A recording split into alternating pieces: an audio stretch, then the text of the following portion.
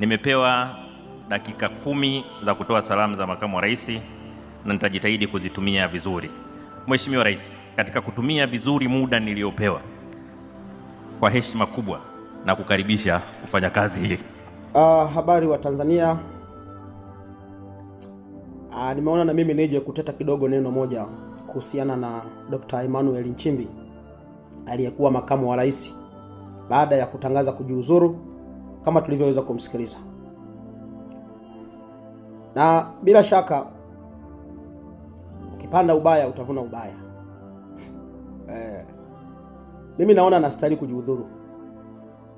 Ajiudhuru, ampishe Samia, kipenzi cha Watanzania. Ampishe rais wetu tuliyemchagua ambaye tunampigania kila kukicha.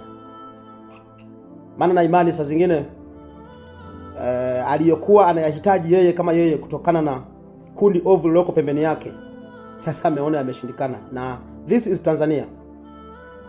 Tanzania jamani, sio mchezo. Nchimbi, tunakushukuru, umeumaliza. Asante sana kwa jitihada zako, kwa harakati zako ulizokuwa ukizifanya, lakini bahati mbaya umefeli.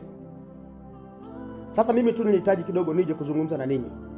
Munitege masikio. Kwa sababu hili si kwamba yeye amekuwa wa kwanza kujiudhuru. Wapo wengi sana ambao waliingia serikalini kwa maslahi mapana ya kwao. Badala ya kutii utaratibu na kushika sheria inavyozungumza na katiba ya nchi, yeye anaamua kwenda vile tu anavyohitaji. Ulistahili sana kutoka, na hata hivyo ulichelewa sana. Tulikuona muda mrefu kwamba wewe hauko pamoja na mama. Hauko pamoja na rais wetu. Sasa nataka nianze kuzungumza kitu kama hiki. Mwaka 1976 Ali Hassan Mwinyi alijiudhuru akiwa kama waziri wa mambo ya ndani. Huyo akapita na serikali haikuteteleka, iliendelea mpaka leo tunayo. Mwaka 1996 Simon Mbilinyi hali kadhalika naye alijiudhuru akiwa kama waziri. Lakini vivyo hivyo serikali haikuteteleka, inaendelea kupiga kazi na mpaka leo tunayo na tunatamba nayo kweli kweli. Lakini vile vile mnakumbukumbu mwaka 2008 Edward Lowassa kwenye sakata lile la Richmond alijiudhuru. Na mimi huwa nafikiria kwamba wanajiudhuru kwa kufikiria labda serikali tayumba. Wanajiudhuru baada ya kuwa wamegundua kwamba tayari kuna sehemu ambapo wamekosea. Kuna sehemu ambapo wameenda kinyume na utaratibu wa serikali inatakaje. Serikali ina misingi.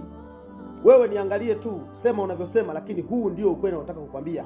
Zaidi ya hapo, mwaka 2013 mawaziri wengi zaidi ya 5 walijiudhuru, lakini serikali inaendelea kusimama imara na mpaka leo tunayo serikali na tunatamba nayo. Mimi niwaambie tu ndugu zangu wa Tanzania, achaneni na hili kundi. Naliona hilo kundi ndio ovu ndani ya serikali yetu ya Tanzania. Na hawa ndio wameendelea kutengenezea machafuko zaidi.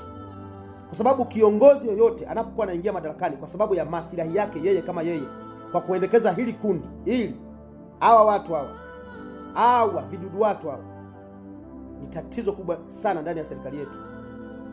Ni tatizo kubwa sana ndani ya nchi yetu. Hawa watu ni watu ambao furaha ya sasa. Najiuliza, anyway, Nchimbi amejiudhuru, na wauliza ninyi, serikali imeyumba.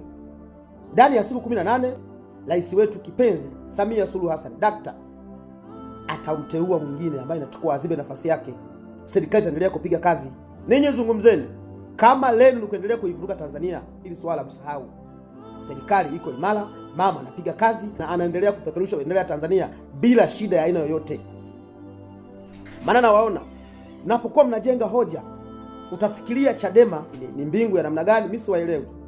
Ukimwangalia Heche anapokuwa anafoka, yani utafikiri yeye anataka hoja zake tu ndio ziweze kusikilizwa. Niko nawaambia ukweli. Serikali ya mama itaendelea kusimama imara. Ndani ya siku 14 mama ataangalia ni mtu gani sahihi wa kuweza kuziba hilo pengo la Nchimbi. Yeye ameondoka, nafikiri kwamba serikali itayumba. Haiwezi kayumba hata kidogo. Na nawathibitishia serikali ya mama iko strong, inaendelea kupiga kazi na itaendelea kufanya maajabu, na Tanzania itaendelea kupeperusha bendera yake bila shida yoyote. Mulie msilie, munune msinu.